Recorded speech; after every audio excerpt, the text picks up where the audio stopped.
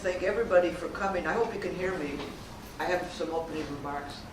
I want to welcome you, and particularly Professor Patti Lather, for our seminar on Science After the Critique, and it is based upon Patti Lather's new book, which is, it really is a special text because it's her collected writings that were published over the years in many, many journals, but also what makes it very, very special is very humorous introductions to these papers and what she thinks today. And so we have a kind of competing temporalities in this text. So I want to welcome you to the seminar. This is sponsored by my research chair in Pedagogy and Psychosocial Transformations, and I thank the Faculty of Education for their support. We have Associate Dean of Research with us today, Heather Loudington.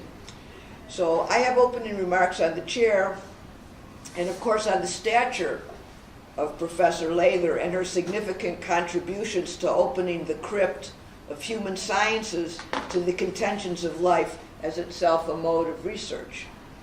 I think we can agree with Michel de Certeau's framing in his discussion of the Freudian novel.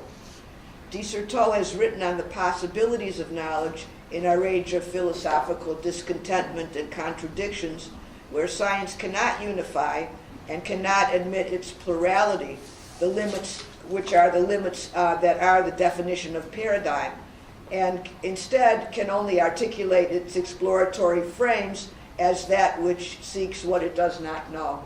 So there's a problem here in terms of what it is when science with a capital S, science with a small s, plural sciences, what we mean by human sciences, what we mean by sciences of biology, the natural sciences, and so on. The large debates on the status of otherness, exclusion, difference, and systematicity is also what we're going to try to talk about today. The working against any notion of an absolutist knowledge or the end of knowledge.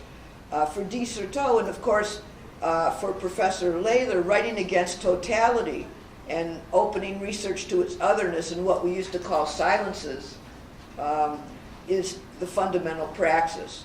And so to think beyond the general appeal of critique and the splitting of the object, and to address discussions of the ways we work now, include discussing the vulnerabilities of our research frames and as our ongoing predicament. And that is, there is no cure. That is the concept. That is what we do. That is our situation, our emotional situation. In Professor Lather's work, we find strong metaphors of fragility, incompleteness, fertile obsessions. I mean, the list can go on because there's a play of words and there's a poking at the signifier in Professor Lather's work. As many of you know, my area of work is in the field of psychoanalysis, and the York Chair in Pedagogy and Psychosocial Transformations has as its ambitions a centering of research with difficult knowledge as an emotional situation, subject to the transference, affect, anxiety, regression, the unconscious fantasies, clinical knowledge of psychoanalysis, literary scenes, and arguments over the possibility of assuming a subjective position in a world compelled by flattening reality to a mode of compliance. I'm after a different logic, one that involves inquiries into psychic life that can construct, deconstruct, and elaborate a way of conceptualizing what the world is like as a human condition. That also involves the world of fictions that de Certeau has elegantly described when he wrote, quote, "Psychoanalysis takes up the definition given to fiction as being knowledge jeopardized and wounded by its otherness, the affect, or a statement that the speaking subject's utterance is deprived of its seriousness. In the analytic field, this discourse is effective because it is touched or wounded by the affect," unquote. So he is speaking about the loss of reliability, the loss of seriousness, the loss of consciousness, the loss of intentionality, the loss of completion, the loss of self-sameness, the loss of being in agreement with oneself, and so on. And it is this gap that research finds itself, and as Patti Lather has written, it is our way of getting lost. Now, Desserteau would put the problem as one of representation, not only as repeating the injuries of realism, but Desserteau says, quote, representation thus disguises the praxis that organizes it. And this will be the difficult problem. I'll return to the quest for praxis, what indeed Professor Lather's claim in 1986 at Harvard Educational Review paper titled Research as Praxis, a paper that had the extraordinary effect of making so many of us in education happy. It did. Yes, okay. Wow, we thought, okay, education can get smart. Well, guess what? Getting smart. Happy because research is both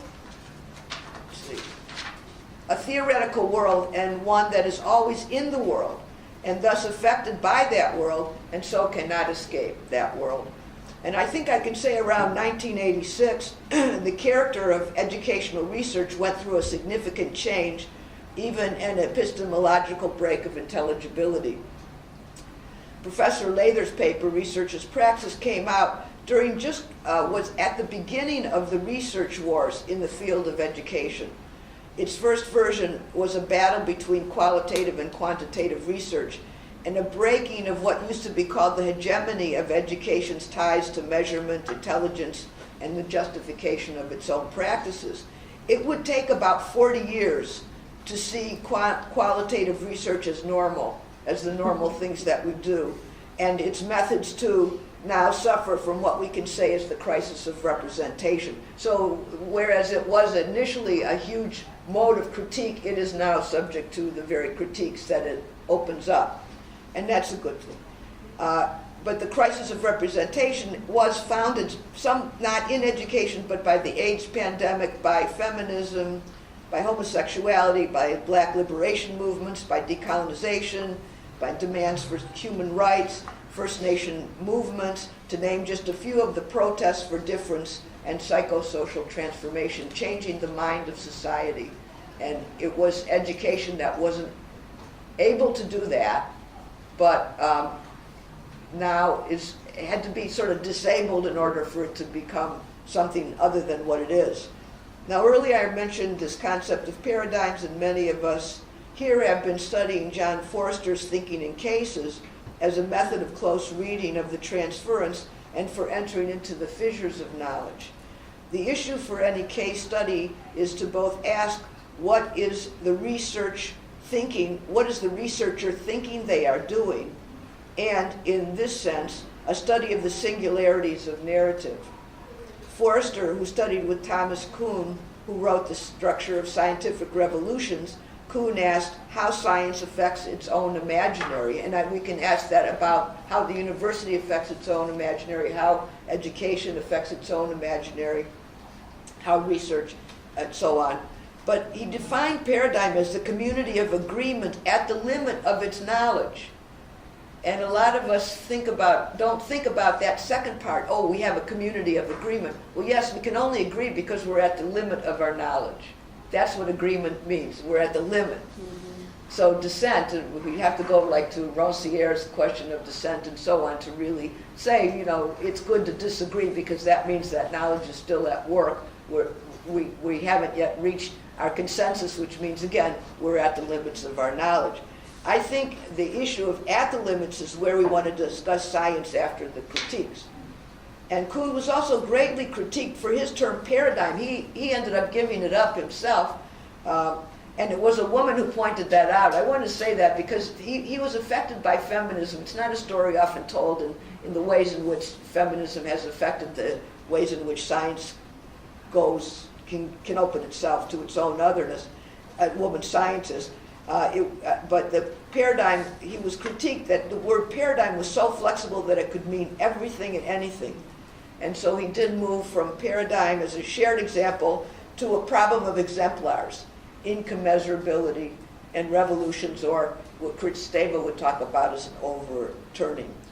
So there is more than one science, and its signifier is unstable, given that in whatever form science takes, It is the abnormal, it is the anomaly, it is the accident and the error that sets structure going, or that implodes its assumptions and prescriptions. Normal science, Kuhn suggests, mainly seeks a puzzle that can be solved. Social science, he writes, considers unsolvable problems, anomalies, the stuff that resists prevailing frames. Human science, such as those invested in subjectivity like medicine, law, education, social work, may be at a place where we study not only the breakdown of meaning, but the crisis of signification and the strategies of transformation and resistance. And so here we can move to Foucault, but also Kristeva, Christopher Bolus, Derrida, Yves Sedgwick, and so on. In mentioning Thomas Kuhn, I want to note that his orientation was in the study of scientific communities of agreement and disagreement. And in that sense, Professor Lather is known for entering the fray. Her body of work, of which a recent collection gives testimony, is a way of working that does more with ethnography, theory, and fields of thought than most of us can do. In each of her works, she gives recognition to a range of researchers, and that generosity marks her efforts.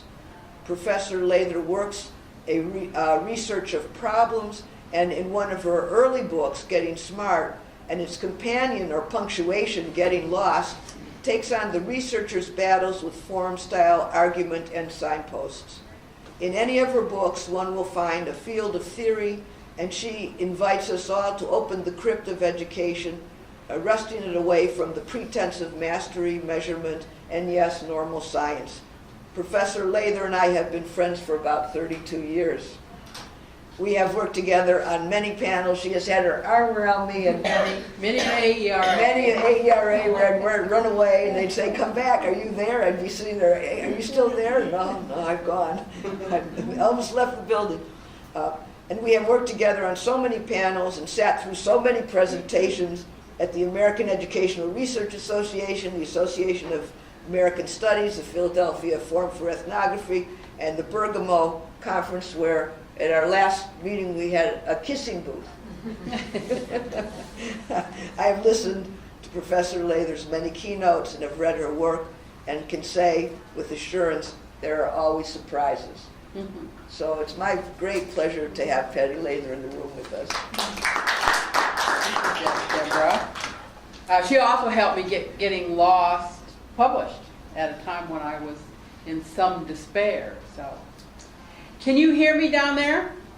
Do we want more light, or are we happy with the lighting situation? Yeah? Okay.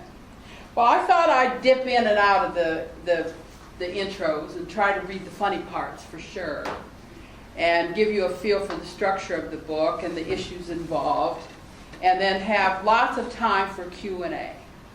So your job is to think along with me in terms of the kinds of questions that rise up for you. As Deborah said, this book is a compilation. It starts with the Researcher's Praxis, which was 86, and goes up until I think the most recent is the little speech I gave after my retirement party in 14, so however many years that is. It was a deep pleasure to do this book. One doesn't know. I retired, I packed up all my stuff, I dumped it on the floor of my basement, and there it remains to this day, to tell you the truth.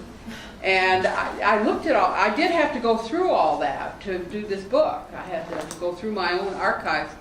And I realized, oh my God, no wonder I'm tired. I have always seen myself as a not particularly prolific writer, author.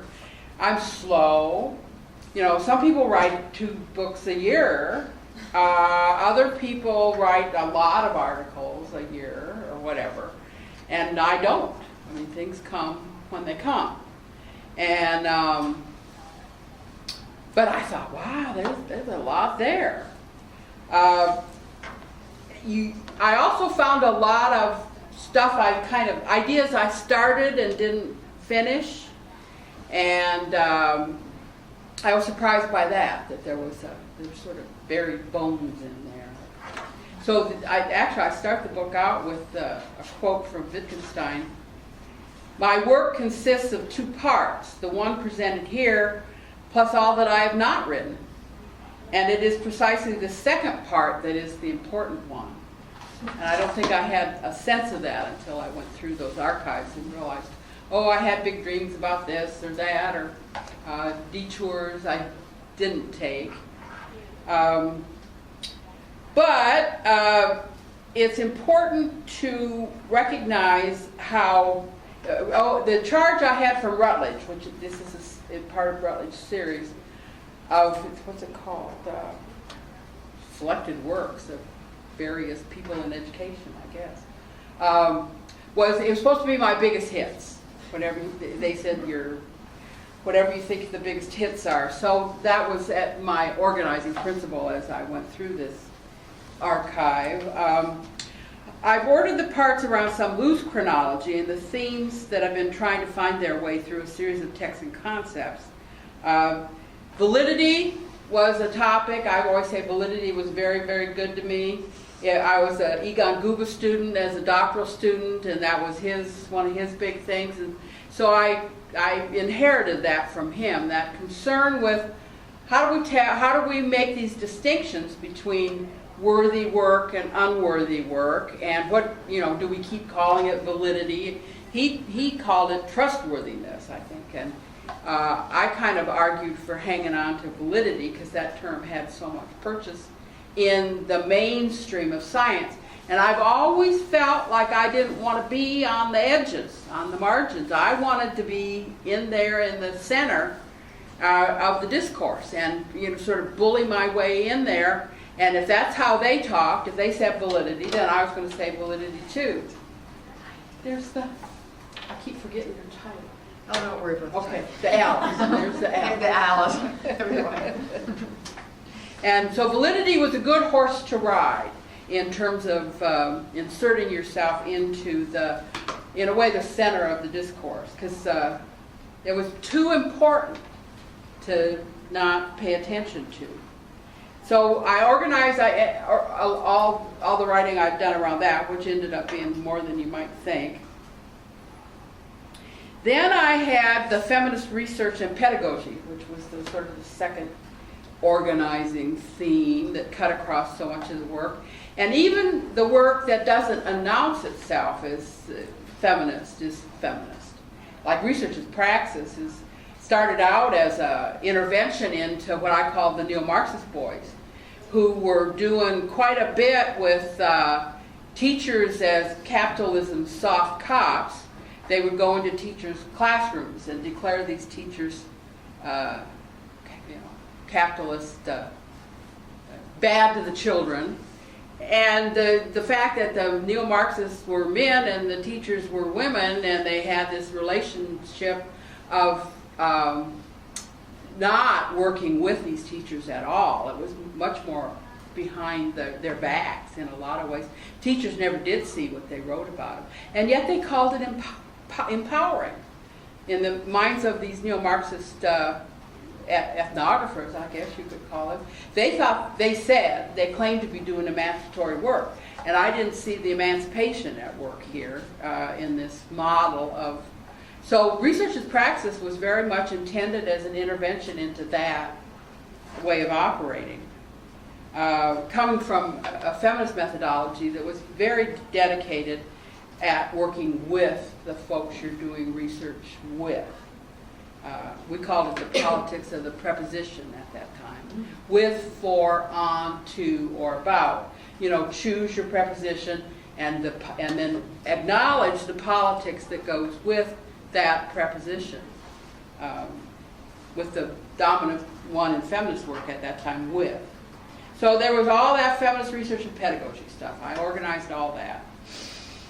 Then there was the post stuff that came down the road. That really was a break in my work. That early work of mine was absolutely neo-Marxist, or neon-Marxist, as my students at Minnesota used to say. But the post work was a break. That was a break. That was a sort of stop yourself in your tracks and read, and I didn't write for about 3 years when I got involved in that stuff. I didn't know what to say. I knew what to say under the sign of the Marxist ideology critique. But how do you talk when you're supposed to undercut your own authority as a doer and a knower? And this, this sort of turning what some people would call biting your own tail in terms of questioning yourself was paralyzing at the front end of it, and slowly trying to, I guess, write my way out of that paralysis. I think that's where I became very committed to the idea of in our doing is our knowing. That what became really important was doing ethnography or field work, getting data, working with folks. At the same time, you're asking these very difficult questions about all of that. And the Women in AIDS project was a lifesaver in a lot of ways, because I was very committed to that project. Those women very much wanted their stories told. I didn't have to feel like I was forcing them or, getting them to do what I wanted them to do instead of what they wanted to do. Although, of course, there's some of that at work in all of these things. So that was Bordeaux calls it fieldwork in philosophy experience that helped me begin to keep moving and get out of this paralysis. If you're going to tell people stories that belong to other people, and you're going to take Derrida into account in the doing of that, how do you proceed? And then, of course, writing about what I was doing in a kind of stumbling, bumbling sort of way became it all grew up to be both the Troubling the Angels book on women living with HIV/AIDS and the Getting Lost book, which was a book about a book. So there was all this post stuff, and then I end with the fourth sort of organizing thematic was the post for want of a better term, or what in a way the dominant term I settled on was post-qualitative as a kind of futuring, the work that carries as much of the future with it as the past. That takes these cycles of critique into account, the neo-Marxist critique, the feminist critique, the post-representational critique, taking all those layers of critique into account and yet still trying to do something, making science, making social science nonetheless. So the book is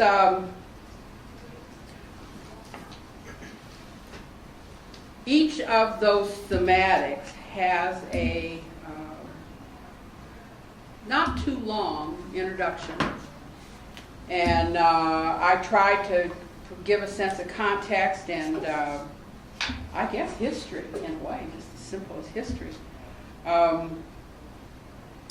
And introduce each of the pieces with a little bit of contextualization and memory. Like with the research's praxis, I remembered Henry Giroux and Peter McLaren calling me up I lived in Minnesota at the time where I was teaching women's studies, and I get this phone call one evening, and hello, this is Peter McLaren calling you from Miami of Ohio to congratulate you on your Harvard Ed Review article. I was like, oh my God.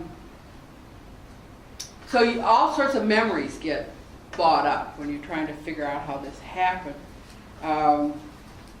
As Deborah said, that article made a lot of people happy. And I tried to figure out why, because I could sense that. And I got a lot of congratulations. And I remember being at AERA, going into one of those big hotels and hearing people talking about me. They didn't know what I looked like, so they didn't know I was right there, but they were talking about me on the streets, and I thought, now what is this? They were saying things, oh, you've got to read this article by Patti Lather. So I said, what is going on? I was led to believe that many critically minded researchers were thinking and feeling along similar lines, and that my rendition hit the nail on the head in a way that had a sort of shock value to it. One thing that a lot of people said to me was that I wish I would have written that article, but it was like I wasn't quite ready to yet. I had been thinking and feeling along those lines. This was of immense heartening to me for reasons that have less to do with fame and even the usefulness of one's work than of a divine feminist moment of calling the patriarchy to account. And that goes back to that earlier story I was telling you about the subtext with the neo-Marxist boys. Then the second article is this fertile session that Deborah talked about, and that one hit pretty good too. That was what to do with validity after you've met post-structuralism. And I think that a lot of people were asking. I remember being on a Fulbright in New Zealand where the anthropology department would not let their students do post-work. They couldn't use the word postmodern because they had no idea what kind of criteria. They felt like it was an anything goes, and as their professorial responsibilities to adjudicate the worthy from the unworthy, they didn't know where to stand to do that. So I thought, wow, something needs to be said there. By now I have established a pattern of what I call narrating methodology. Narrating methodology, that was a term I held on to. I've established a pattern of grounding my efforts to articulate new practices out of empirical work, and I guess that's where the case studies would be, or the exemplars, that I found generative. In this case, moving from epistemological criteria of validity to counter practices that take into account the crisis of representation. Here I make an argument for why validity should remain a term of choice, and why a critical social science might remain an umbrella under which we do our work. I have made my Foucaultian turn by the time this article was in 1993, so I would have been doing all that work in the late 80s and the early 90s. I've made my Foucaultian turn, and of course Nietzsche is in there as well with the focus on the masks of methodology. This article is very well cited and across many, many disciplines, including more than you might think in the humanities. I couldn't figure out why the humanities would care about the social science discourse practices of validity. But I had a lot of fun talking about ironic, paralogical, rhizomatic, and the one most people like the best is voluptuous or embodied validities. I didn't have to look too far for exemplars either, given what was coming across my desk in terms of dissertations, the postmodern rereading of classics like Let Us Now Praise Famous Men, the work of my colleagues in I was in a feminist reading group called PMS, Postmodern Studies, and my own work on women living with validity AIDS. These were all generative in terms of trying to come up with these practices of, for example, voluptuous validity, which again simply means embodied, that there's a sense of the researcher's embodiment in the. So if you're trying to figure out what's the worthy work versus the not so worthy work, is there a sense of embodiment in this, of researcher embodiment in this article? So the validity section goes on with I end it with two examples from the Blackwell Encyclopedia of Sociology on validity. One was about 5 pages. Where I pulled together all the work I'd done, and then they wanted they have a concise encyclopedia of the social sciences, and they wanted me to take my 5 pages and put it into, I think 300 words, which was quite the task, but it was a very smart smartening task, I guess you could call it, because that's really something to take 5 pages and distill it down to 300 words and try to carry the essence of it. And so I was pleased with what I did, and I used it a lot in my teaching. I would read those 300 words with my students at the end of the Introduction to Qualitative Research course, and I used it as a test to see if they understood what the hell I'd been talking about for 10 weeks. And the extent to which they could follow me and make comments and have a few questions told me how successful or unsuccessful that course had been. A few years ago, I was asked to contribute to the second edition of the concise, no, this is not the concise encyclopedia, this was the longer one. I declined and asked if the earlier piece could just be updated a bit. They said no, they wanted a new piece, only new pieces. Unbeknownst to me, the editor then commissioned a review to see if the early piece could be republished without changes, and perhaps to everyone's surprise and my pleasure, the review came back with and said, yes, this is still pertinent from 7 years ago. Still very much up to date. Therefore, we will publish the original entry again as part of the new edition. This made me inordinately happy, as it seemed a testimonial to the worth of the work over so much time and changes and theories of this and that.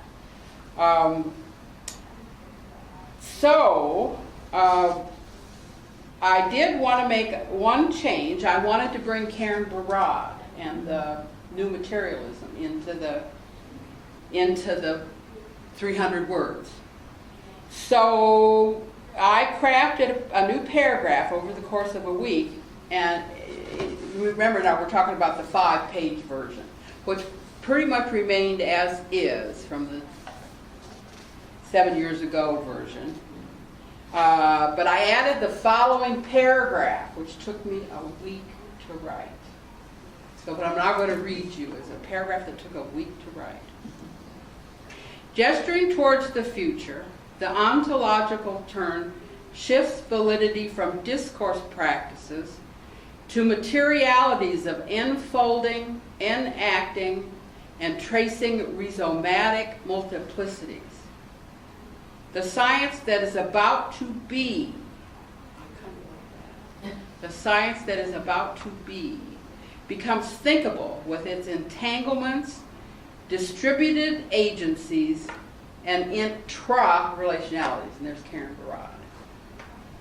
Here matter matters in evoking a post-post validity that is immanent and responsible in moving from canonical to situated practices where science hardly recognizes itself in its affect, force, and movement. This is the validity to be developed in the next generation. And then here's my favorite phrase.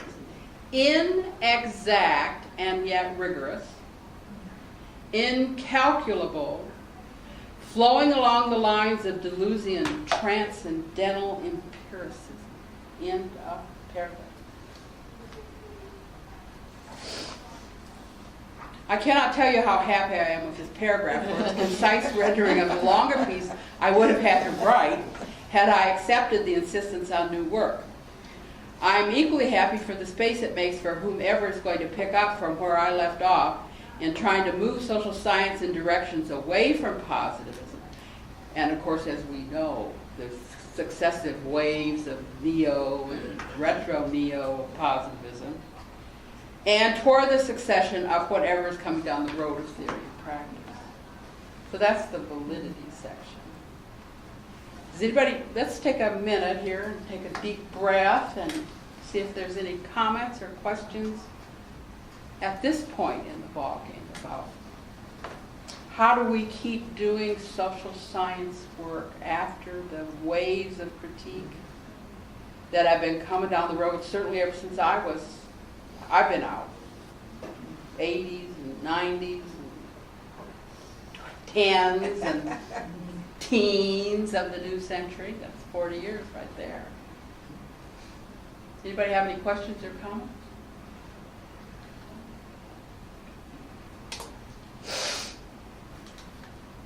Not a one, huh? No, give us time. Oh, give us time, Give us a little okay. time, we call it wait time. I know Okay. people have things to say. But I think there's something about the question that I would like to question you about, Okay. which is, like, how do you do social science work after all these critiques? Is almost inviting another kind of totality, the kind of totalizing right-arm response to the question. And I wonder if the same question can be asked in a different way. I don't know what the different way might be. But you know, you go to, you kind of have we have our seminars, we have our courses, and at the end of it, a similar question is asked. It's like, yeah, so now what do we do? Or how do we do this work? Which is what I kind of partly heard in your own, and I don't think that's really what you mean. I would say, what are the different ways we would go about doing the situated responses? Okay, well, that's a different kind of way of posing it, I think, puzzling the question. So now it opens up a range of possible, range of responses rather than a... But it also, Dan, opens up the question of systematicity. And, maybe if you want to go really big, methodology. Do we want? Is this the direction we want to encourage? That there will be a articulatable methodology that has a certain, I used to say recipe, which God knows none of us want recipes, but exemplars to learn from, abstractions you can draw from, particular practices that people stumble and bumble themselves into, driven by whatever it is that drives a particular inquiry. What do we want to do with all that? I think it does open up those big questions. Where are you at with that? Well, I don't know. I'm actually still at the question. The question of methodology is always very troubling because it sort of often invites conversations about applicability, about being able to operationalize. And I know your work is really all about critiquing that.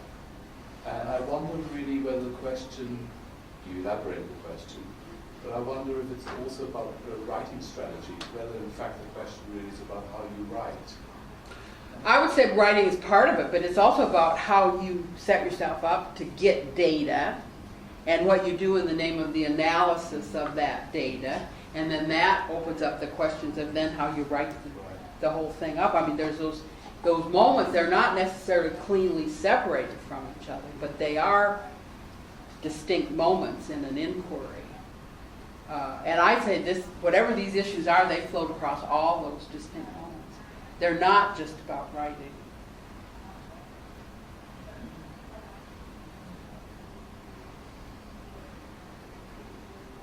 Anybody else? I mean, Betty St. Pierre and I have been fighting about this for at least a decade now. She doesn't want methodology anymore. She wants conceptually driven work that has no systematicity, no a prioris in a way. I can't quite get my hands on it. Just open field of inquiry of whatever your emerging sense of question is, and maybe fed by exemplars, the reading of other people stumbling and bumbling. Well, the question I would have is what are our resources for thinking with the problem, creating the problem that we want to create? Who are we thinking with? What are we thinking with? What are our objects? Validity comes in the sense of, are we deciding that this object isn't going to be relevant and this object will be relevant? My touchstones tend to be literature, and there I'm not so much interested in a method, but how do we comment upon the way in which we're working as the means for thinking about how we create, and how we decide whether or not what we have created is of value, and what would be our criteria. Now, the words are kind of strange. Like, how do we know we're working? I guess that would be the question that I would ask. How do we know when we're working, as opposed to when we're fobbing each other off and thinking we're working? So that would be a different kind of question than maybe what is the method. The other thing is, we just finished in the fall, of course, in-depth interviewing. One of the questions that we were grappling with, or that I was making people grapple with, I don't know if we were grappling with it, I was making people grapple with it, is when does research begin? I used to say, when is data? That's right. When we ended up saying there's no such thing as data. We said, stop Some of us talking louder about than others. That's right. Stop talking about data. Like, there's no data. Or it's all data. Or Yeah. data data. Or so it's like what happened with the paradigm. Like, maybe data is the limit of our knowledge. Like, what happens if we start there? We're at the limit, and this is it.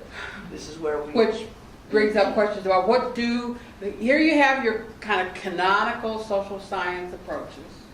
Which ones do we want to throw out? Which ones do we want to hang on to? Which ones can't we, what does Guy Spivak said? What are the things you think you can't think without? And then what would it mean to get rid of those things? And then are we still talking about empirical work? Are we talking about work with other people?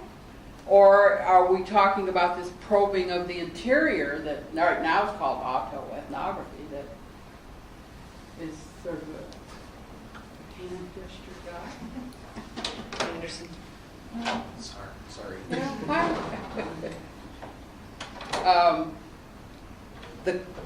Sometimes I worry about the collapse into the interior of the researching self, to the point where that's what the study is of yourself doing knowing in the world, and in not any relationality with others outside yourself, whatever those words mean.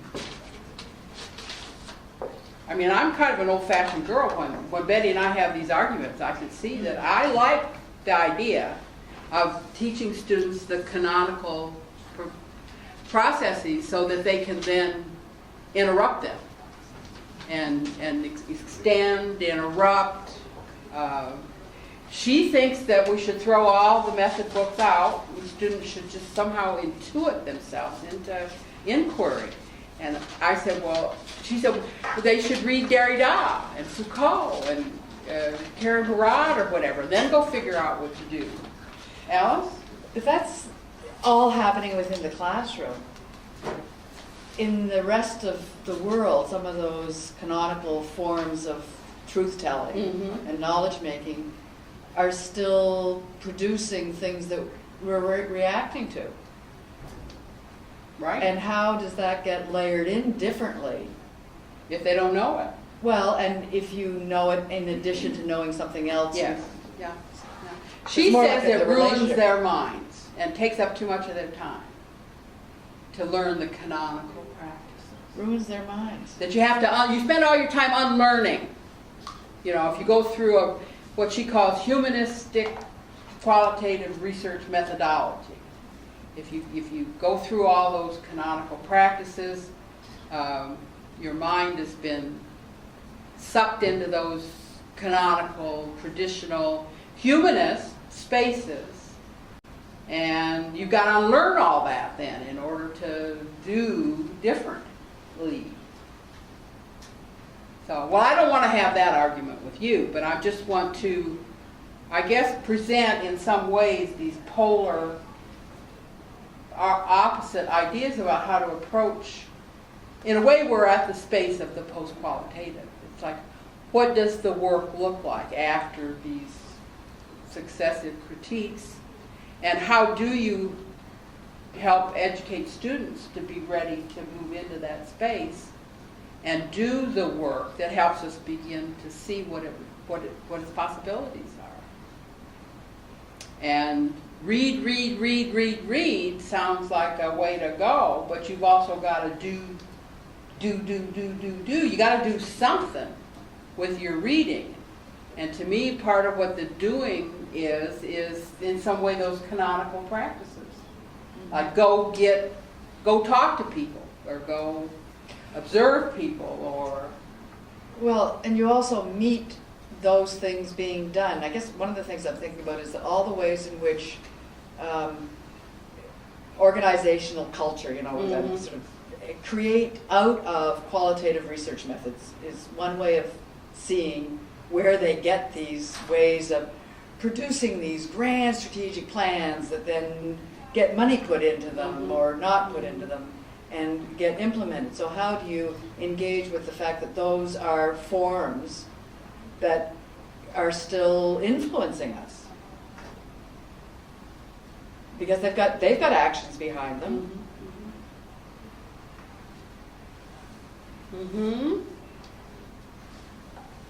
Yes, sir.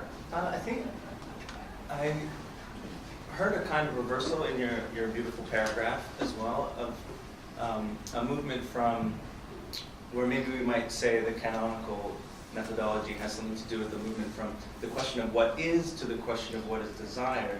But it seems like you're opening up a place that posits the what is desired first, as though the researcher themselves, as a problem of desire, is first created. Isn't the first mover, but is itself, the researcher is herself sort of part of this question of desire, in a sense.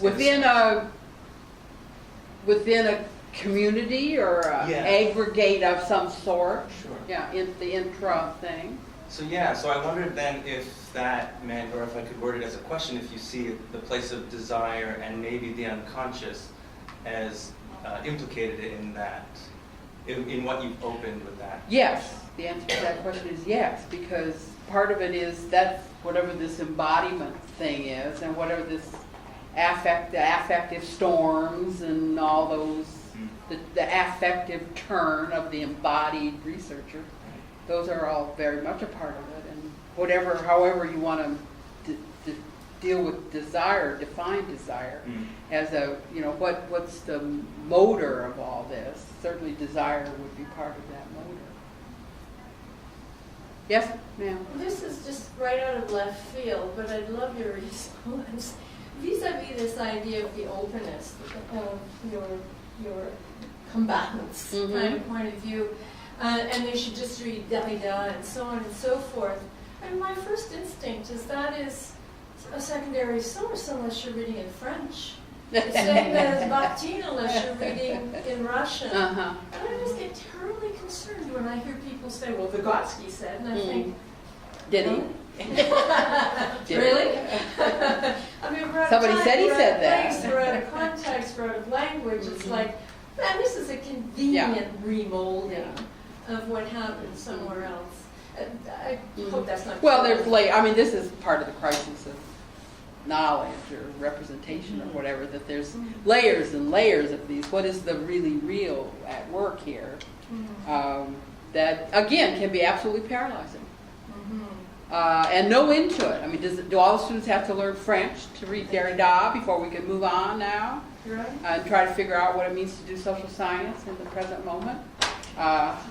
Do they have to read Structure of Scientific Revolution? I always said if I ran the world, I wouldn't give PhDs to anybody who hasn't read the Structure of Scientific Revolution.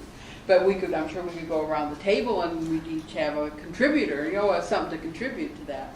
A book that we think has to be on that list. How do we figure these educational curriculums out? And towards what end? I mean, I do a lot of reviewing for journals. I've stopped doing what I used to do, but I still occasionally, if it piques my interest with the abstract, I will consent to do a review for a journal these days.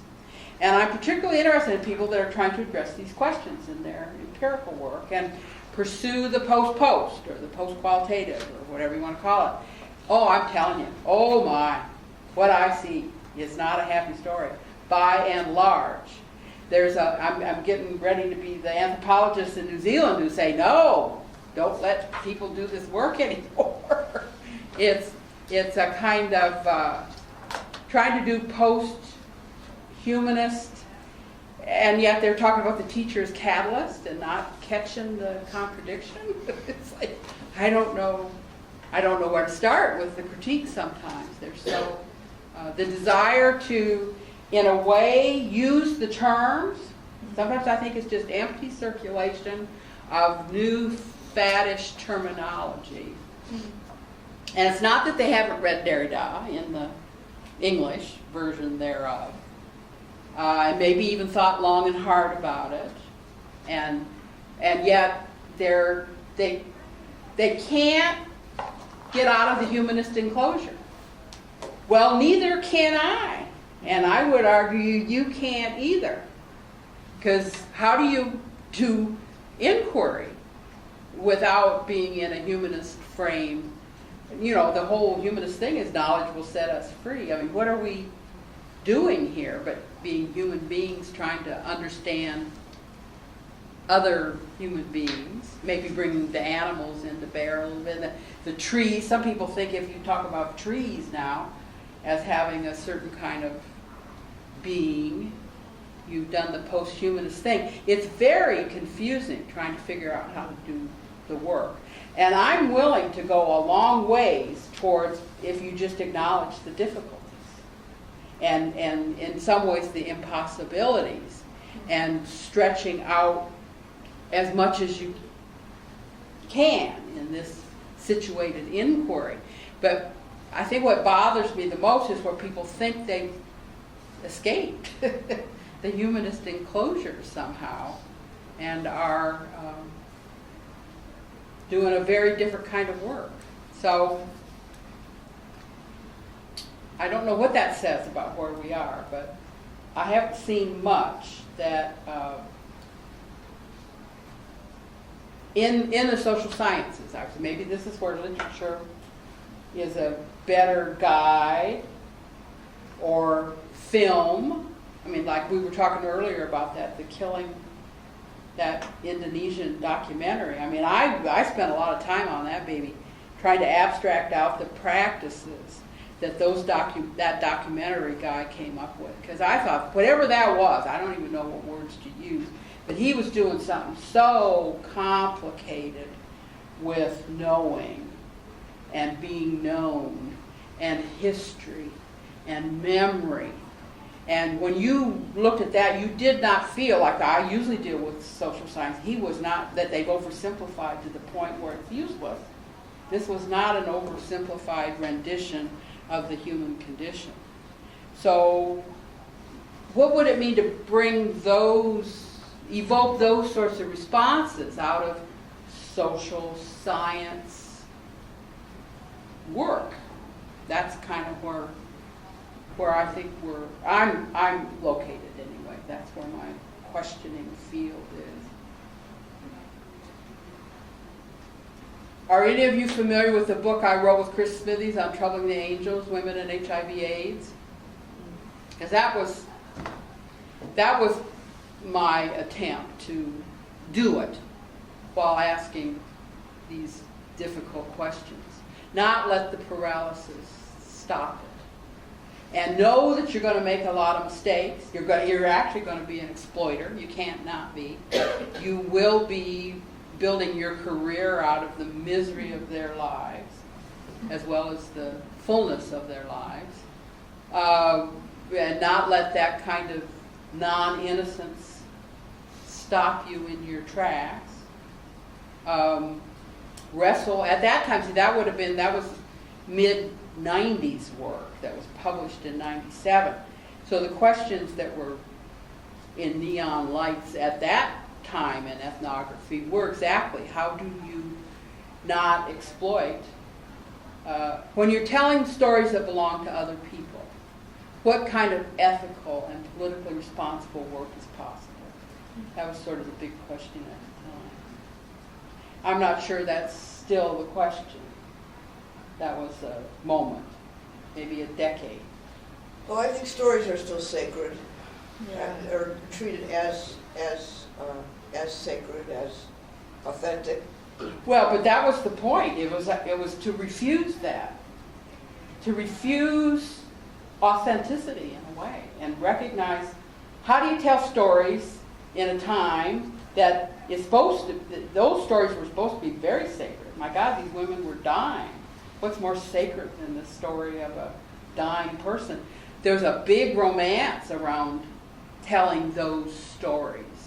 So how can you possibly interrupt that and still somehow claim to be doing ethically and politically responsible work? But that was our task, as I saw it. Right, so it was the story of the story. It Yeah. was the story of the difficulty rather than the story that someone told. So you had both Yeah. of those things in the book. You had the Yeah. individual stories as they would present them, and then another kind of discussion of the researcher Yeah. trying to grapple with the theoretical dilemma that was not necessarily relevant to the stories, but very much relevant to the apparatus that the stories would circulate in, so that it is that you're not just speaking to one monolithic place of authenticity. On the other hand, because you use the word authenticity, for a long, long time we said we cannot. We don't want to use authentic anymore. It's somehow It was a bad word. a stable Yeah. truth and so on, And the really real. and that's right. But in the clinical knowledge, there's a question about people feeling real. It's very important for people to feel real as opposed to feeling like they're split off from themselves. So that what I'm learning is that the terms that at 20 years ago that we felt were really wrecking our capacity to think, we treated them as monolithic terms. And they're not. And that goes back to, I guess, Heather's question of the problem of translation. That no matter what language you're reading in, you're always translating the terms in particular ways. You can't possibly, like, okay, so I read Vygotsky's Zone of Proximal Development, and what he meant by it at a particular time, or the bear in the woods. Well, I'm not talking anymore about the bear in the woods experiment that he gave, but Luria gave. But I might be talking about I don't know, the dog locked behind the door or something like that. And so it's not the same question, but it's another dimension of a particular dilemma of thought and language that these folks give us over to think. And so in that sense, we can decide, are we good readers? Like I go back to Freud, who wrote in German, and that everybody, challenges that Stracy translation is bad, and so on, the standard edition, and there should be a new translation, and blah, blah, blah. I think Stracy did a great job. I really do. The more I read, I keep reading it over and over and over again, and I think it's literary, it's in simple language, it's really an elegant piece of work. And so, is it the same book that Freud wrote? No, not so. But Maybe every translation is Walter Benjamin would say every translation is a rewriting of the original, and it's a good thing too. I did want to ask another kind of question that maybe we all grapple with in the room, and that is, why do we research? Well, for a while the answer was to bring the voices of, for people like me, to bring it within feminist methodology, to bring the voices of the voiceless. To bring them where? To the... No, this is the thing. We're back in the classroom. Where no, people are, everyday people, if they want research, they don't want the kind of research we do. They want to know about vitamins, they want to know about tobacco, they want to know about, floaters in the eyes. They want to, when you think about what people are doing in the... Well, feminist methodology would say we want to bring the voices of the voiceless, the marginalized, to the academy. And then there was a move that said, we want to get outside the academy and have a broader public audience. And I thought that was part of certainly what motivated the Angels book. But a lot of that's a dream. I think the academy has a dream of going beyond itself into some, I don't know, journalistic space, some TV space, some film space, so that it's not just the 3 people who agree with us who are reading the papers we work so hard to write. And every once in a while you'll get an academic book that breaks through, but it don't happen very often. And then for a while we were absolutely caught up in the argument about our language, that we talked to elitists, that the discourse was at too high a pitch, and that only, I had a colleague that said, I'm not writing anything that my grandmother can't write. And I just thought that was stupid, and he was actually. And the stuff he wrote was stuff his grandmother could read. And I don't know that it helped anybody, including his grandmother. And I remember writing the research as praxis piece, and it's not the easiest read in the world, especially for an entering graduate student. And students would struggle with it. And then at the end of the class, I'd say, read it again. Oh, it was so much better that second time around. I said, sometimes you get smarter between here and there. And you find out that discourse, I insisted on that pitch of discourse because I wanted that to be hearable within that discourse. And if you can't talk that talk and walk that walk and throw those theories around, whatever it is you have to say, in that case, to those neo-Marxist boys, that message is not going to be deliverable. So it raises all sorts of questions about who is our sense of audience, what romances have we got working in how we address that question, why do we do this work, for whom, how eyes wide open can we be as we pursue those questions and still do the work. Anybody else with anything pressing to say at this point, or shall I push forward into the second section? Yes, ma'am. The idea of the audience has me thinking about how we imagine our audiences, but the audiences that find or don't find us. I don't know that it's worth hijacking any conversation for that, but it just, my husband is a musician. He would say, you don't pick your audience. Your audience picks you. It's the first thing you learn if you're going to get any money out of what you're doing. And I often find his pithy sayings have got this really interesting resonance in our world, as it were. And I thought, it just hit me right there. Yeah. The idea that you always write for an audience. I mean, you tell kids in like grade 1, they're writing, who are they writing for? Mommy or whatever it is, And then just that whole sort of notion, we write for an audience, our imagined audience. These are the people who will be reading me. Like imaginary communities. Right. And the very reality that you made a joke about the 3 people who actually read your research paper or your research book, and so on and so forth. But maybe the audience that finds us isn't the audience that we imagine. I think there's something to that. I also think that a piece of work can construct an audience. Nietzsche talked about an audience with ears to hear. Yeah. And sometimes people don't know what they want to read until they stumble and bumble on it, or it gets assigned in a class or whatever. And then all of a sudden an audience gets constructed by the piece of work itself. The mediating circumstances, whatever they That's a might more be. relational, maybe it's a more relational way to think about the question of audience as opposed to address to that audience or something like that. All right, I'm gonna charge on here into.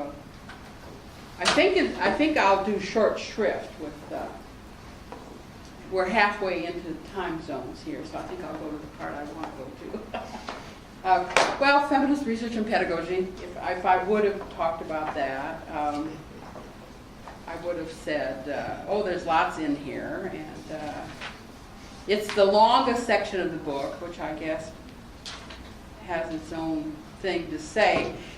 Maybe the piece in there that I would, if I were going to talk about it, I'd talk about my football piece in there, because that's the most untimely meditation on football that came up around the sex abuse scandals that were starting to come out.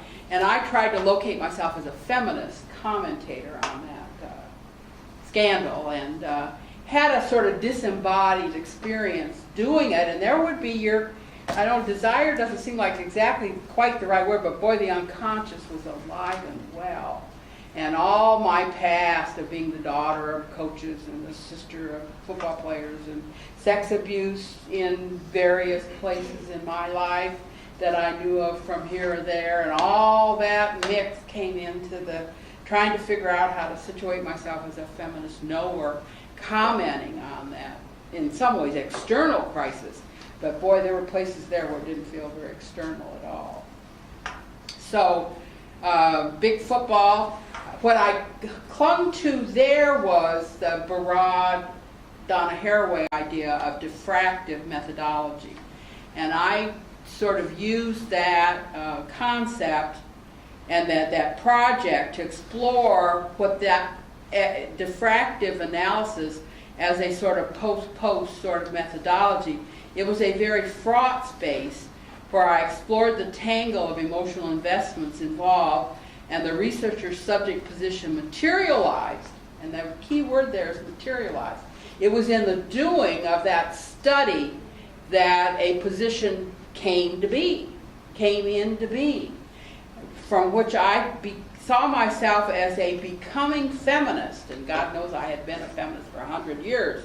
So it wasn't about that. It was about becoming feminist in big football, in this conjunction of spaces of big football and sex abuse and feminist methodology became installed in that event, and I could somehow have an articulable position from which to say something out of that. So that was in some ways, that comes towards the end of that section on feminist research and pedagogy. It's one of the more complicated and complicating spaces in that section. And then I moved into the post.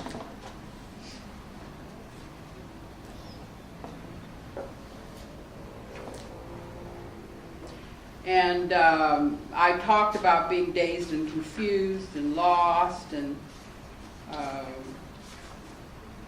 trying to find a place to stand in there.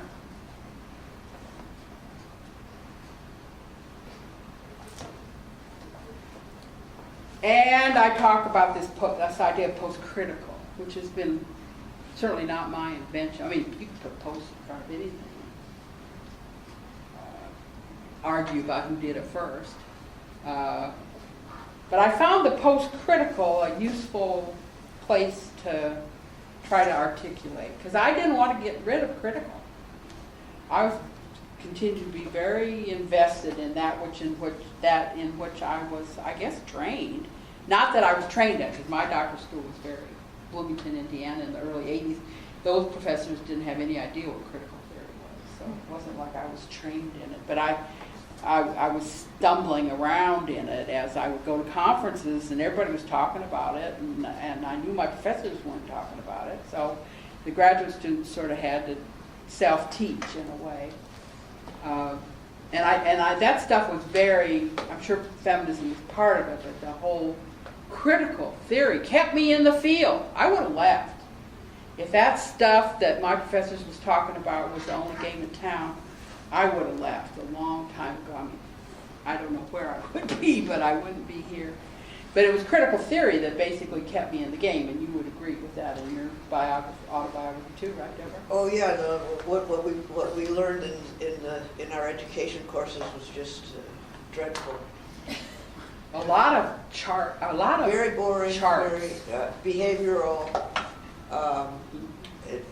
very normative, very authoritarian. It was as bad as school. It was very bad. Yeah.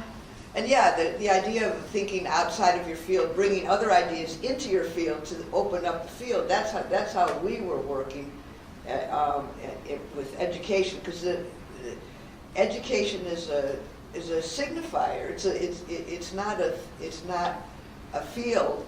It's a relationship, and so how do we think about it is a very big question that has been with us for. Well, it's with you now, of how it is. What do we mean when we think about education? With all of these theories, and the idea that there is no center, but there is. There's multiple centers. That's right, but there is the question Floating of the human who can learn and not learn, both of those things, learning and not learning. And so, yeah, it's true that critical theory Saved me. saved me too. And- Like, oh, there's other things to talk about. The other thing I don't want to interrupt you, but when you go into philosophy, from very earliest philosophy on, everyone is talking about education. This is a topic that is so central to the life of the human, and yet in our field, it's reduced to a very tiny little thing that you do to people. Philosophy, education or philosophy of education? Well, philosophy of education too is instructive. It Has turns been a into an disaster instruction. of an area. Yeah, in many but ways. the idea that Derrida was in a faculty of education, Foucault was in a faculty of education, Merleau-Ponty taught child development. I mean, when you look at who has their hands in education, it is every major thinker that we study talked about education. Well, Why aren't we is that? reading them?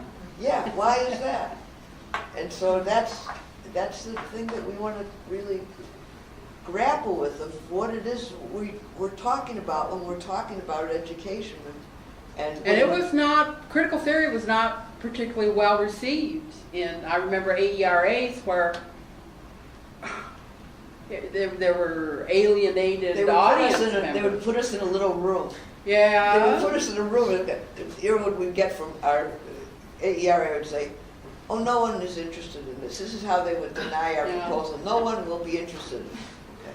And then someone would say, oh, no, this is really good. So then I had to go to Australia and New Zealand to see critical theory in a full flowering. That was in the late 80s. It was like a revelation to see that critical theory could be, in a way, hegemonic within those academic colleges of education anyway. It was a revelation to see it as something other than Bloom. what? Bloom's To see it taxonomy. bloom as opposed to be spat upon.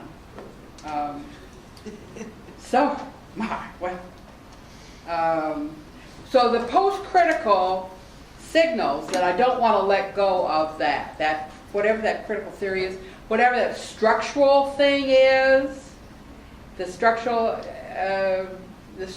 analysis that supposedly I'm over, being I'm post-structural, but post-structural is still attending to structural. Yes, ma'am. You just made me think of something associatively. So again, it's coming from left field. It's a good place to be. It is a good place to be.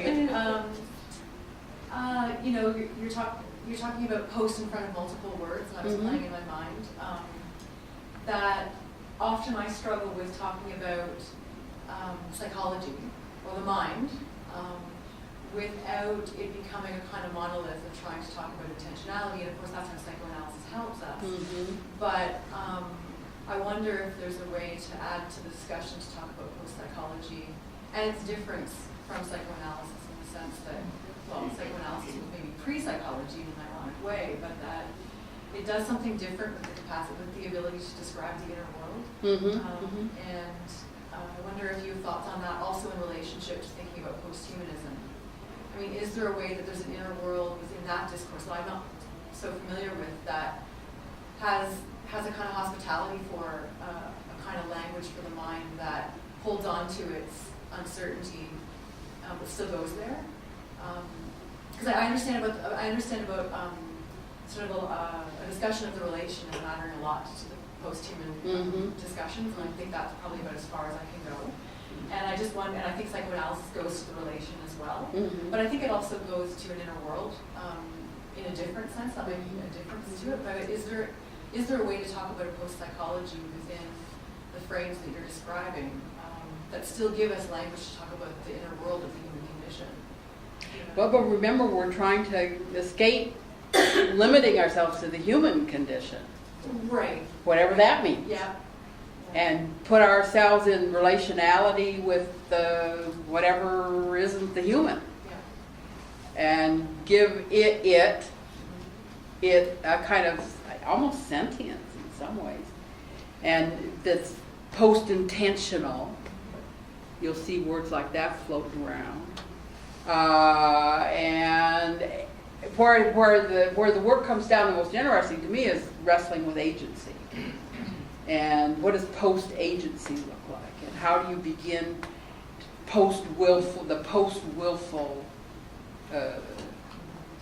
agency, post-willful subject? I don't even know if the post-subject, I don't know if you could talk about the subject. So, in some ways, the mindfulness of it, the mind of it gets pretty troubled as you're trying to certainly move away from the human, and the human in relation with other humans, and I don't know. What do you think, Deborah? I think you can't get rid of the inner world. That's the fantasy of the human.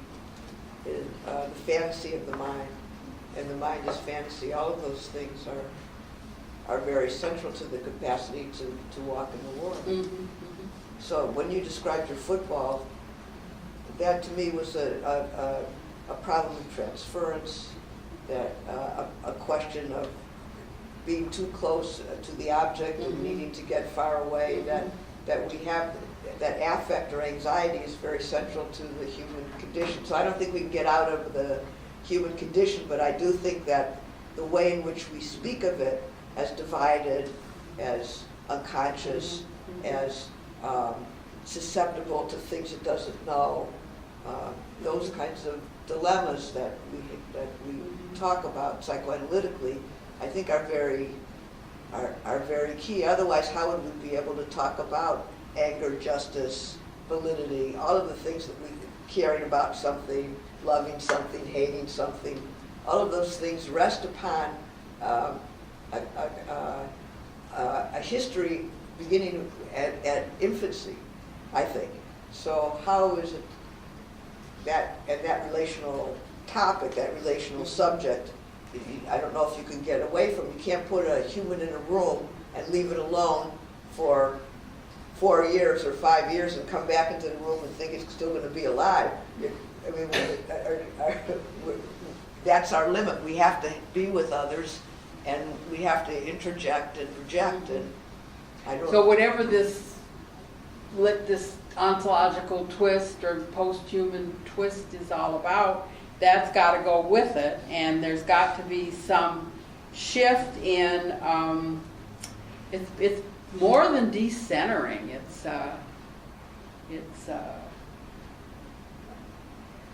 The closest I've gotten to being able to understand what might be forming is some of the Australian feminists work very closely with indigenous knowledge formations, and particularly with art.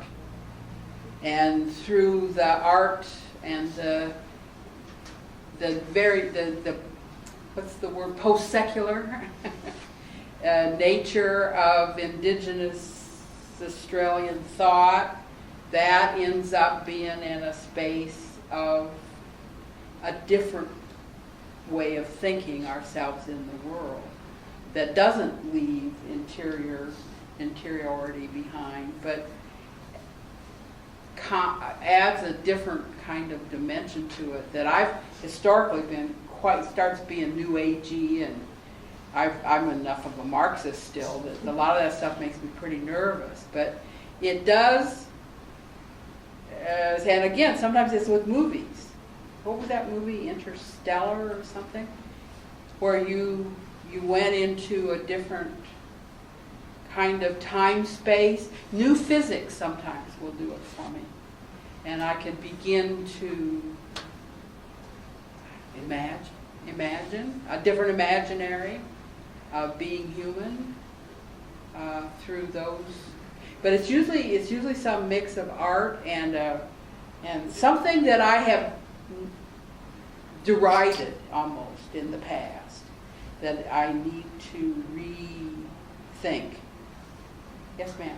If I could move your thinking on post-humanism into the place of mediation there, that's very self-interested. Into the what? Like the space of mediation, the mediated human. Uh-huh.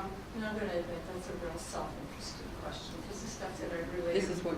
Yeah, but I mean, where would you see the whole kind of extended human? Oh, we're talking about computers and Just how software extended- and I am my code or something? Algorithms? No. This is an extension of what the human is and the human can do. Do I dare prod you on what you... Oh, no, I think that's all there too. I just... Yeah. Interestingly to me anyway, the latest twists right now, because I'm retired, I don't have to do anything. So what motivates me? Why would I write? Why would I read academic stuff?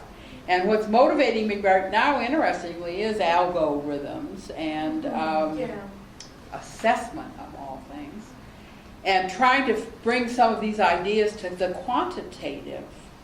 So the Cultural Studies of Numeracy was a special issue of a cultural studies journal that I was part of in 2016, and I just stumbled into that. There was some really smart people, Elizabeth DeFreitas and Ezekiel Dixon Roman, just doing the smartest. Ezekiel's committed to bringing cultural studies to quantitative thinking. And it's really interesting what he does with it. And Liz DeFreitas does mathematics education, and she brings. They got into there's a lot of stuff on software, and I can't even remember the names now. But they recruited some pretty good folks to this special issue. So I was out of my element, but boy, was it a stretch. And it felt good to do that stretch. And it is very much about what are we becoming? What's the becoming here? Into some post-human, the post-human, back in the days when I was teaching a few years ago, I would explain post-human is on both ends. You got the extension into the digital or the computerized here, and then you got into the animal. Right. Yes. Post-human works both, at least on those two fronts, if not more. So. Yeah, and the flow through. Yes. Yeah. Yes. And if we move out of the other phrase that I hang on to is to work against the idea of human exceptionality, which I don't quite. I mean, what is that? Where's that space? Talk about imaginary communities. What would that even look like or feel like if we were to think ourselves out of human exceptionalism? There's where you need the animals to help you think that space of non-hierarchy somehow. And then I think the digital you need, because this is here. We are here now, and we look at our children and we see the becoming of the digital human or the post-human digital or whatever you want to call it. And the future's now with our kids. And we who are in education, especially those, you just got to trying to figure some of that stuff out is a pressing question right now. I'll never get over those people on the block that are doing that Pokemon thing. And, it's just a bigger example of you go in a restaurant and everybody's sitting there with their phones, and you go all over the world and you see the same thing, and the spread of that, and what are we becoming in the name of that? You cannot be denied. So I wanted to read you one little section here on the post-qualitative.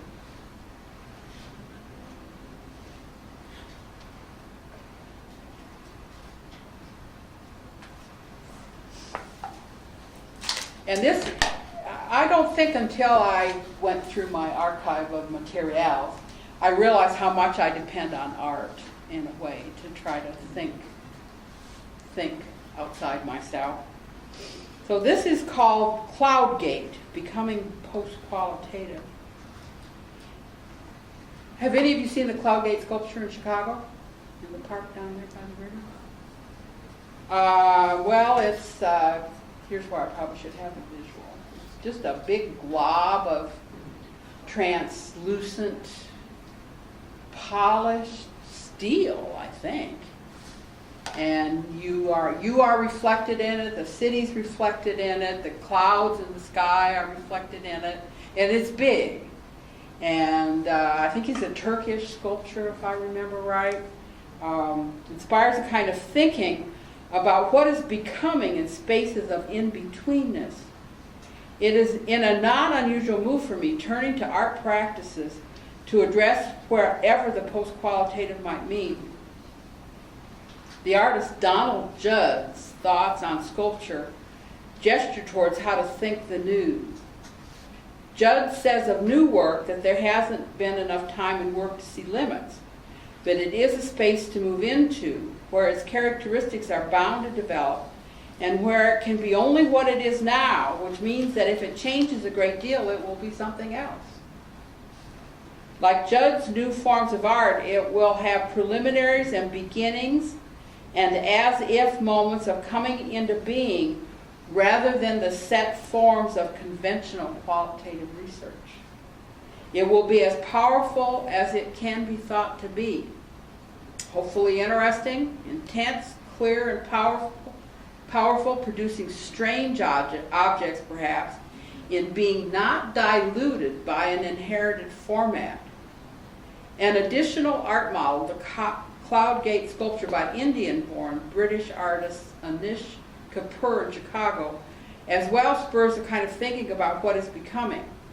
A feasible method had to be sought out for its stainless steel surface, inspired by liquid mercury that distorts and twists what it reflects. The Cloudgate sculpture blurs the boundary between the limit and the limitless, evokes immateriality and the spiritual, occupies an illusory space, and explores the theme of ambiguity and in-betweenness. It is designed to demand interaction and limit viewers to a partial view, challenging perception in a disorienting, multiplicative manner that intensifies the experience. So, if you kind of pull those words into this thinking of what post-qualitative inquiry could be made to mean, what could be help to move it into a space of being as opposed to not being.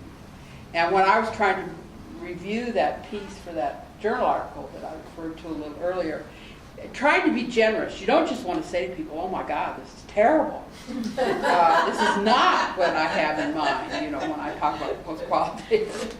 I went back and reread this and tried to, this idea that it has to be something in order to move into being something else.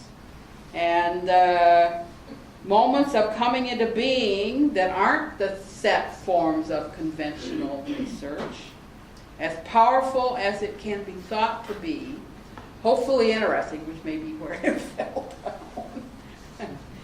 down. Producing strange objects, not diluted by an inherited format.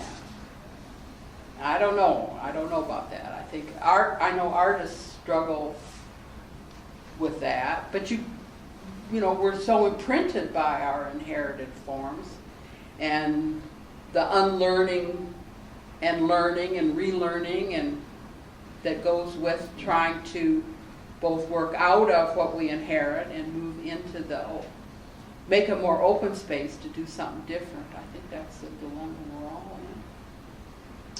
So I think I'll stop. And you can ask more questions or.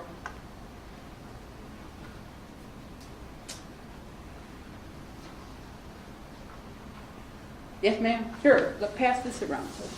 I'm just trying to get the phrase that you used. I did write it on my phone. You'll be, if I just say rigor. Oh, rigor is inexact. rigor. Yeah. Inexact rigor. Inexact rigor. I love that. Yeah, I do too. Can you give an example? Well, it is not mathematizable and not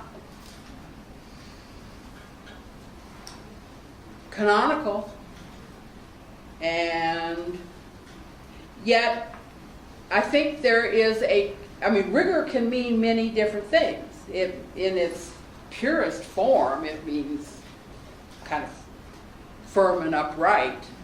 But I think it can mean that it's more, part of the definition I have for the transgressive validity is fluidities and paying a lot of attention to contextualities. And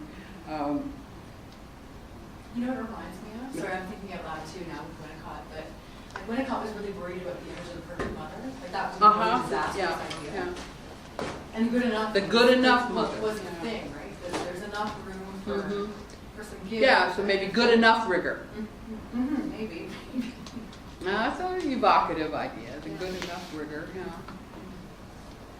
I think I've got the definition of inexact on my computer, then I look at it every so often, and I'm not remembering what it is right now, but it's in that in-between space of translation. what? Translation. It's more the exact and the not exact, and it's not anything goes, and it's not formulaic canonical, and it's got to be contextual and situated. And I don't know if that means it's idiosyncratic to each project, or if there's transferables. Maybe that's where translation would come in. Transferables. Translations from one inquiry to another that would bring up this whole thing of exemplars and Kind of self-substantiating. say it again. Well, imminent. I've also been paying a lot of attention to this word imminent, and there's of course a whole literature on it, and trying to read some around it and in it, and because Deleuze talked a lot about imminences. And this idea that it's not generalizable, and it's not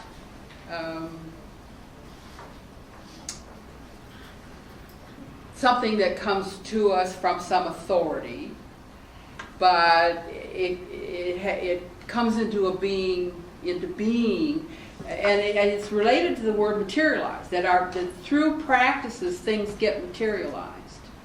And they come from within the relationalities that are occurring. And how you can talk about such things without creating a form that then becomes the police is, I think, precisely the issue. Other questions or comments?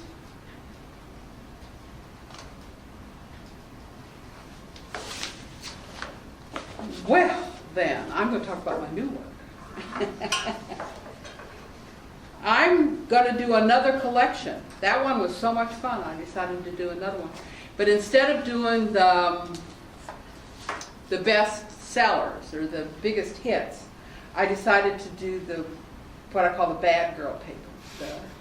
the ones that didn't fly too well for Right. one reason or another, some of which never saw the light of day. They were rejected by so many publishers. I love it. And my girlfriend took this photo of me when we were in Amalfi back in my smoking days. And she liked it so much that she wanted me to write a book just so I could have another cover. So I guess I have to do one more. And you have to contrast that picture with the one on the very formal one on the front of the You have pearls, huh? I should have had pearls on. Should have had basic black and should have had pearls on for that formal photo. But notice the spread of the legs. I was told, we talk about the unconscious and desire. I was told one time that the reason the men in my department were so afraid of me was the way I sat in faculty meetings. And I said, what? And it was because I didn't keep my knees together. And I always wore pants, so I mean, it wasn't like I was looking up my skirt or something, but I didn't keep my knees together. In fact, I sat like a man. I manspread. I manspread. And before there was even a term for that.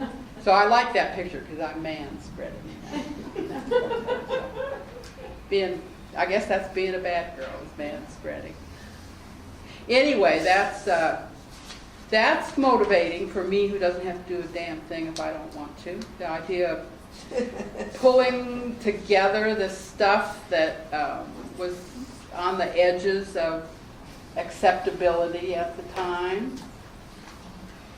I love this idea. I think it's fantastic. I do too. Because, Thank you. Some of the work that we've done, we've looked at the flops, the stuff that didn't work. This is the work of people within a larger framework and research that had all these lovely projects, and then it had the projects that slid off the page, Yes. kind of thing. Yes. But they were the most engaging and the Sometimes. most wonderful. Yeah. And it seems that all the spaces you're talking about, this is really interesting.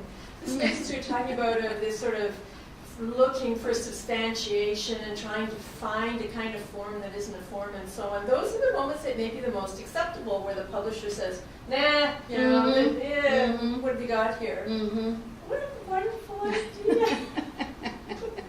Goes back to the question of audience, though. Because if they're flops, I guess they didn't have an audience. Or didn't have an imagined audience to not be published, right? So Yeah. then there's something other than... The gatekeepers thought so. Right, exactly. Yeah, That's what I mean, and the gatekeepers at the time, and times do shift. I remember the Research is Praxis article, through going to conferences, that's a student-run editorial board. And over the years, I'd go to conferences and I'd run into the students who had been running things when that piece came through. They would tell me they had fights. There were big fights over accepting that piece. Part of the students saw it as something they really were committed to getting published, and they had to fight like the devil with the students who thought it was too elitist or too whatever and didn't want to publish it. So things have their editorial times when it really has to be fought for to see the light of day. And some things do slide off the pages at that time. If it's, I don't want to say in advance because I just assume stay out of progressive teleologies there, but this idea that things have a time when they're acceptable or not acceptable. And sometimes things that weren't are now and vice versa. Yeah, but there's also the money. I mean, I have to work with that all the time because I wear the hat of the Associate Dean of Research. What's fundable? Fundability. Yeah. And that Right. just hits you left, right, and center. And Right. so that really has Yeah. a very big role. And actually in this new book, I just wrote the introduction for it, and I tell stories, but I have never applied for a grant. I applied for one grant in my life as an academic, and it was early in my career, and it was mid-'80s when Ronald Reagan had just taken over everything. And I didn't even make it out of the local competition with my grant because I was doing critical theory of feminist curriculum. And my local folks said, well, I just don't think the Reagan NEH is going to fund that. So why waste our space? Each university only got to submit three 3 potential fundabilities. So you didn't get out of the gate? I didn't even You get out of the stopped at gate. the university I got gate. stopped at the university gate, and I thought, well, poop on grants. Because I had done a lot of work. Lots of times when I say that too. I had done a lot of work on that proposal, and it was a fabulous idea. But it was unfundable in that particular time. So I always was glad because it changed my career. Because I could only do small work that didn't need money. Oh, please include that in your bag. I did. Stories. It's in the Yeah, introduction, yeah. yeah. So I never had to spend time on trying to figure out. I know that that's a luxury of my generation that young professors can't indulge in to the extent my generation could. But it was a freedom in a lot of ways. Anybody else? Oh, Deborah? I was going to thank you very much for a great afternoon, and I'd like to thank everyone who came today. And well, we hope you'll come back. I'm retired, so maybe I will and maybe I won't. Depends on my mood.